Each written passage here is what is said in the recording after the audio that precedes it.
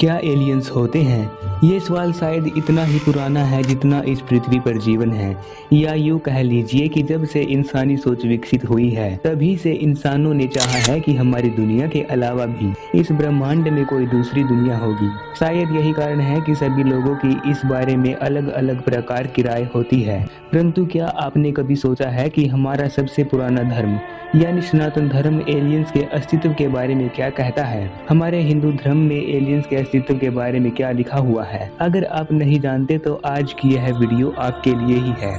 जब लोग एलियंस की कल्पना करते हैं तो वे आमतौर पर विज्ञान की कल्पना पर आधारित फिल्मों को ही देखते हैं और उन्हीं के बारे में सोचते हैं, जैसे कि एलियंस का रंग हरा होता है और वे कुछ इस प्रकार के दिखाई देते हैं। लेकिन हमारे हिंदू धर्म में वर्णित सिद्धांत कुछ और ही है। हमारे हिंदू धर्म में वर्णित जो एलियंस दिखाए गए हैं वे कुछ और ही तरीके के हैं, जिसे देखकर आप हैरान रह जाएंगे। वेदों के अनुसार भगवान ने इस ब्रह्मांड को बनाया है जैसे हम इस पृथ्वी पर इंसानों के रूप में रहते हैं, बिल्कुल वैसे ही अनंत ब्रह्मांड हैं और इन अनंत ब्रह्मांडों में असंख्य आत्माएं भी मौजूद हैं।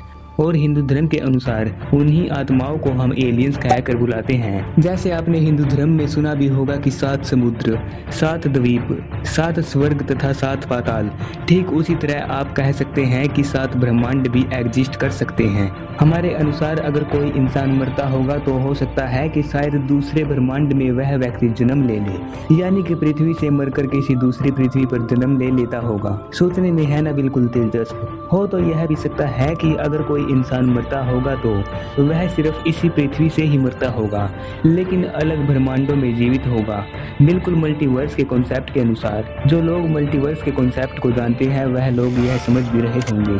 खैर ये तो हुई अलग प्रकार की बात। वेद कहते हैं कि भगवान ने जिन आत्माओं को बनाया है वे सिर्फ एक नश्वर शरीर में ही कर्म कर सकते हैं और कर्मों का फल भोग सकते हैं, और एलियंस भी इंसानों की तरह ही मरते होंगे और उनका भी दूसरे ब्रह्मांडों में जन्म होता होगा। जैसे हमारी पृथ्वी है वैसे ही अलग ब्रह्मांड में कोई और ग्रह होगा जहाँ पर दूसरे लोग रहते होंगे। इसलिए भगवान ने ऐसा रहस्यमय ब्रह्मांड बनाया है। हिंदू शास्त्रों के अनुसार हम जिस ब्रह्मांड में रह रहे हैं वे सबसे छोटा ब्रह्मांड है।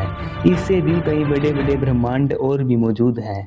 भगवान ही इस समस्त ब्रह्मांड को संचालित करते हैं। जिस ब्रह्मांड में असंख्य आत्माएं हैं वे आत्माएं भी वैसी ही हैं जैसे हम सभी इंसान हैं। जो आत्मा के लक्षण हम में है वही उन अनंत जीवों में भी है जिन्हें हम एलियंस या फिर दूसरे ग्रह के प्राणी मानते हैं। जैसी इच्छाएं और गुण हम इंसानों में हैं वही गुण दूसरे आत्माओं में भी है। इसका मतलब ये है कि अगर हम ब्रह्मांड के किसी और कोने में चले जाए और शायद किसी अन्य ग्रह पर पुनर्जन्म ले ले तो भी हमारी स्थिति नहीं बदलेगी, अर्थात उन्हीं इच्छाओं के साथ हम दूसरी जगह पर भी जन्म लेंगे। हिंदू धर्म के अनुसार इंसानों का जब पुनर्जन्म होता है तो शायद वे एलियंस ही बन जाते हैं। अब आप कहेंगे कि ये कैसी बात हुई कि पुनर्जन्म होने के बाद एलियंस हो सकते हैं, लेकिन एक बार आप सोच कर तो देखिए, अगर कोई व्यक्ति इस पृथ्वी से मर जाता है तो वह या तो पृथ्वी पर ही दोबारा से जन्म ले लेगा या फिर ब्रह्मांड के किसी दूसरे ग्रह पर, और पृथ्वी के बाहर के वासियों को ही हम लोग एलियंस कहकर बुलाते हैं। और हो सकता होगा कि कोई दूसरे ग्रह के प्राणी हम लोगों को एलियंस कहकर बुलाते होंगे। वेदों में वर्णन मिलता है कि अगर कोई इंसान मरता है तो शायद वह दूसरे ब्रह्मांड में जन्म ले लेता होगा और सदा के लिए दूसरे ब्रह्मांड में जीवित रहता होगा। अगर आपके इस बारे में कुछ और विचार हैं तो कमेंट्स में जरूर बताएं,